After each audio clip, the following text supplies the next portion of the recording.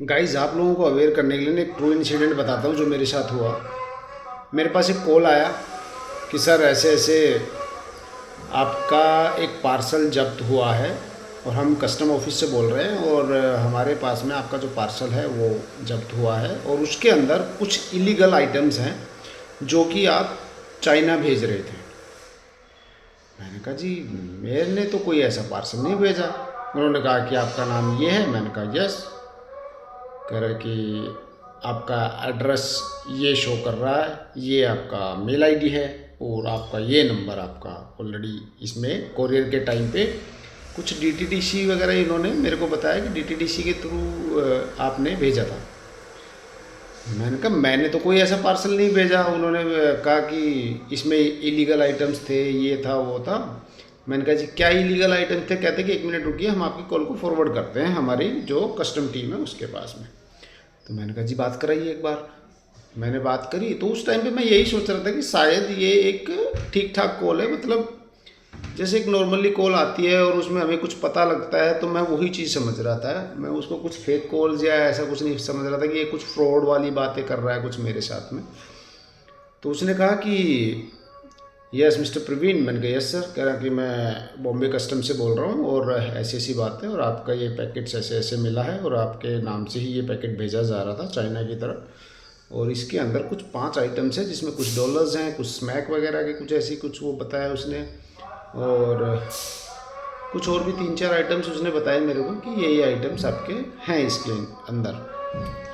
मैंने कहा सर मैंने तो ऐसा कोई आइटम भेजा नहीं है। कह रहे कि आपको आना पड़ेगा, एक बार बॉम्बे कस्टम आना पड़ेगा। मैंने कहा सर मैं तो दिल्ली में रहता हूँ, मैं कैसे आ जाऊँगा बॉम्बे और मेरे तो टाइम भी नहीं लग पाएगा इस तरीके से। तो उन्होंने कहा नहीं ऐसा है कि आपको आना तो पड़ेगा। मैंने कहा सर ऐसे तो नहीं हो सकता ना, लेकिन अगर अदर फॉर्मेलिटीज़ है तो आप मेरे को बताइए, क्योंकि मैंने तो ऐसा कुछ भेजा भी नहीं है और ना मैंने कुछ ऐसी कोई वो मेरी वो है कोई इस टाइप का कोई काम है या ऐसा कुछ है। उसने कहा कि आप क्या काम करते हो? मैंने कहा मैं तो अपना काम करता हूँ। कह रहे अच्छा। फिर उसके बाद में उन्होंने मेरे को कहा ठीक है, अगर आप चाहते हो कि आप एक ऑनलाइन कंप्लेंट अभी दर्ज करा दीजिए हमारे साथ में अपनी डिटेल्स वगैरह डाल के। मैंने कहा डिटेल्स मैं दे देता हूँ, आपको क्या चाहिए? तो उन्होंने पूछा कि आधार नंबर वगैरह ये जो भी है मैं आपको एक व्हाट्सअप कर रहा हूँ, उसके ऊपर आप हाय हेलो पे आप मेरे को सारी डिटेल्स अपनी डालिए, आपका date of birth, Aadhaar number, PAN card number और आपके जिस अकाउंट से ये ट्रांजैक्शन हुई है वो अकाउंट नंबर, उसका आईएफएससी कोड वगैरह, क्योंकि आपने क्रेडिट कार्ड के थ्रू पेमेंट करी है। हाँ, तो क्रेडिट कार्ड का नंबर। मैंने कहा यार ठीक है सर, वो डिटेल्स मैं देखता हूँ, लेकिन मैंने तो पेमेंट करी नहीं। करी कि ये सो एंड सो ये कार्ड नंबर है आपका। कार्ड नंबर था उसके पास में मेरा। मैंने कहा ऐसा है जी, कोई बात नहीं, मैं डिटेल्स आपको भेजता हूँ। उसने मेरे को हाय हेलो किया, उसके बाद मैंने उसको डिटेल्स वगैरह लिखनी। तो धीरे धीरे जब मेरे से बात कर रहा था ना, तो उसने मतलब काफ़ी देर तक मेरे से इस चीज़ के रिगार्डिंग बात करी। आपके साथ ये हो जाएगा, ये हो जाएगा, हम आपको आना पड़ेगा, आपके खिलाफ़ ऐसा इस टाइप का वो सेक्शन में ये वाला कुछ चलेगा, ऐसे केस चलाएंगे।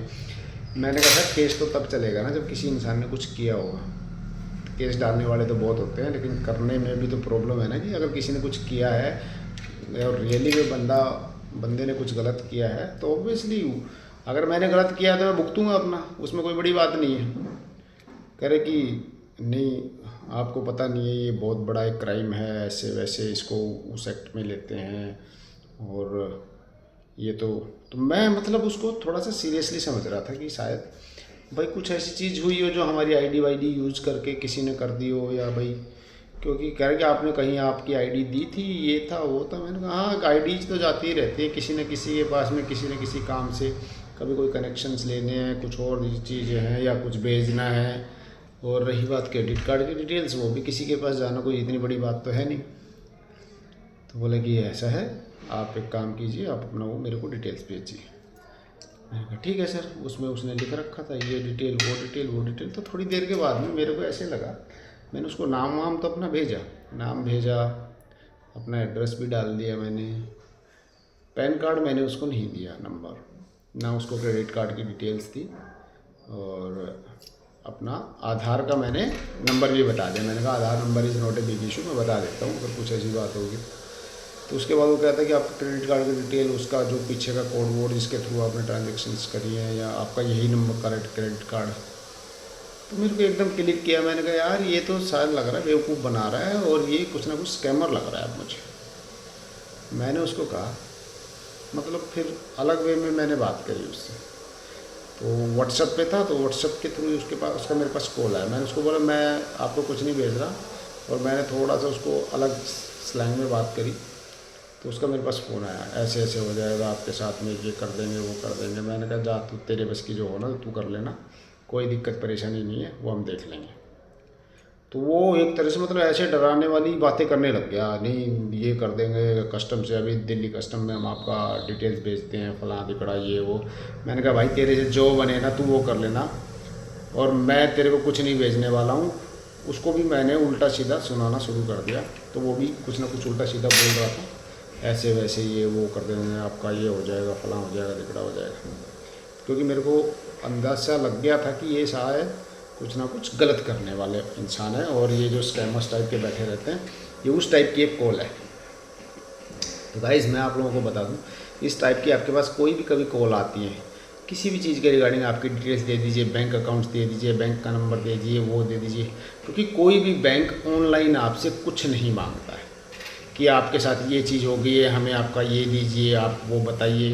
वो कुछ नहीं पूछते हैं कभी भी, ये आप ध्यान रखना। ना बैंक कॉल करके पूछेगा आपके किसी कार्ड का नंबर, ना आपके आधार कार्ड नंबर पूछेगा। वो बोलेगा भी तो आपको आने के लिए बोलेगा कि आप वहाँ आओ और बैठो। तो ऐसे टाइप के स्कैमर्स ना ये बहुत एक्टिव हैं हमारे हिंदुस्तान के अंदर, जो कुछ ना कुछ नया स्कैम्स लेके आते रहते हैं मार्केट के अंदर। तो मेरी आप लोगों से यही रिक्वेस्ट है कि थोड़ा सा इन चीज़ों से बचो। और मेरे को सिर्फ अवेयर करना था क्योंकि इंसिडेंट मेरे साथ हुआ और कुछ मेरे साथ हो रहा है, और अगर मेरे को लगता है कि किसी दूसरे के साथ गलती से हो भी गया और किसी बेचारे ने अपना चीज़ें दे दी, क्योंकि बहुत से लोग ऐसे भी होते हैं जो अनअवेयर होते हैं इन चीज़ों से रिगार्डिंग, और वो बता देते हैं डर के मारे, डर भी वो पैदा करते हैं, सारी चीज़ें करते हैं। आपको एक ऐसा माहौल क्रिएट कर देंगे ऑन कॉल कि आपको ये फील होगा कि शायद मैंने कुछ किया है या मेरे साथ कुछ गलत हो गया और मैं इसको सही कर लेता हूँ इनके थ्रू। वो कुछ नहीं होते हैं, वो आपको लूटने वाले लोग हैं। तो ऐसे लोगों से प्लीज़ बचो, और इस वीडियो को आप जितना शेयर कर सको ताकि कोई दूसरे भाई को भी कोई दिक्कत परेशानी ना हो, वो भी बच जाए। तो बस यही रिक्वेस्ट है आप लोगों से, प्लीज़ इसको शेयर करना। लाइक वाइक आपको देना दो, नहीं देना मत दो। ये सिर्फ एक अवेयरनेस के रिगार्डिंग मेरी तरफ से एक मेरा छोटा सा इंसिडेंट था जो मैंने आपको बता दिया। जितने भी इंसिडेंट्स मेरे साथ हुए, मैं थोड़ा सा कुछ ना कुछ देखता रहता हूँ कि पीछे क्या हुआ, कैसे हुआ। अगर कुछ मेरे को कुछ करंट में कोई चीज़ें आ रही हैं तो मैं आपके साथ शेयर करने में मुझे कोई हेजिटेशन नहीं है, ना मेरे को कोई तकलीफ़ है इन सब चीज़ों से, ना मेरे को कोई शर्म है कि मेरे साथ हो गया तो मेरे परिवार को क्या पता लगेगी ये बात है। क्योंकि ऑब्वियसली मैं वीडियो डालूंगा तो फैमिली तक भी जाती है, सब जगह जाती हैं। बट भाई हुआ है तो बताने में क्या शर्म है। कम से कम कुछ ऐसे ट्रैप में ना फंस जाए इंसान की चलता रहे trap trap trap trap trap, और एक दिन आदमी को कोई उस ट्रैप में ले जाए।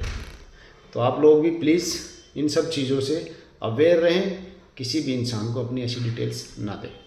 तो bye, take care, have a good day.